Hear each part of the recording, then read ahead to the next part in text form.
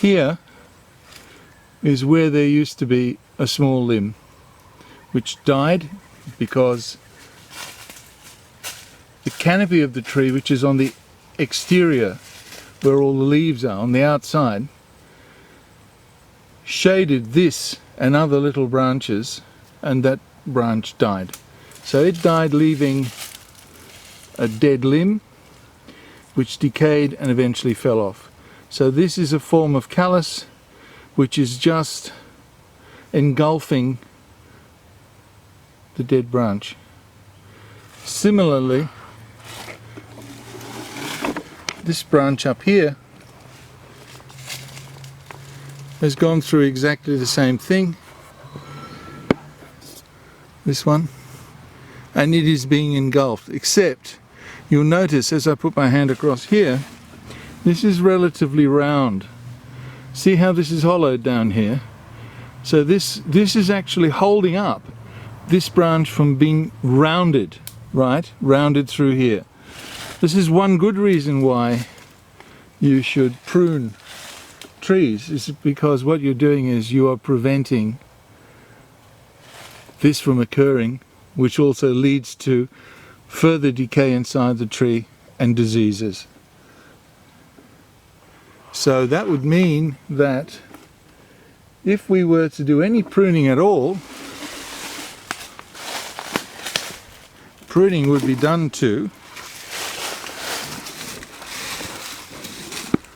limbs such as this one,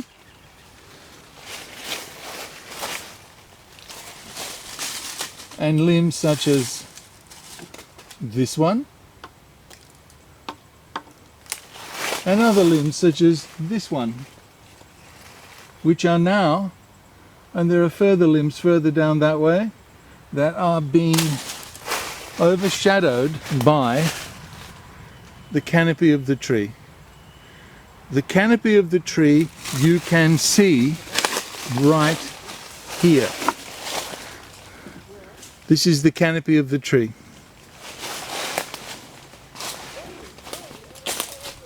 This is it. Okay? So dead wood forms in the tree naturally, and branches die naturally, and they fall off. What I'm saying is that it's actually better to make a cut, remove the branches that are going to die, allow them to callus within a few years rather than 20 or 30 years of a branch growing and engulfing a stick of dead wood. Is it really necessary to prune a tree like this? Well, not absolutely. And I say that because there isn't really a major problem occurring here. There aren't that many people that come up to Periander. There are very few. Trees just grow as they want to.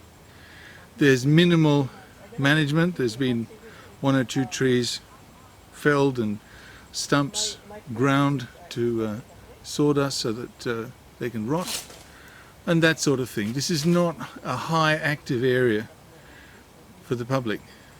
Were it of that kind, then maybe you would do something about it. Were this tree one tree only of its kind, you might think seriously about maintaining it, because that way at least you extend its lifespan, because you prevent things from going wrong. Do things go wrong with trees that aren't maintained? Sure, let me show you. Let me show you one very common one.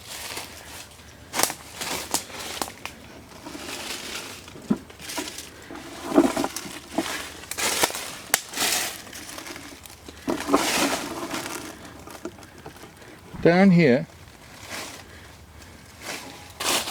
you can see just there, just across there, you can see a girdling root. It's not the first girdling root, because there was one about here that subsequently broke and relieve the root from being restricted. But this root is quite a big one. And girdling roots don't graft, no such thing. So they actually do damage. So instead of the root that is supplying the tree with nutrient growing and becoming a significant root in the overall system, that root will be strangled, damaged, decay might form, it dies off, decay goes into the butt of the tree, the bole of the tree, which is down here, bole of the tree, and it's worse for the tree. There is another root which is over here, which is doing the same thing. So yes, this is a really easy problem to fix, not a difficult one at all. And when we look and see, maybe was this a wound that was made with a saw? Well, it certainly looks like it.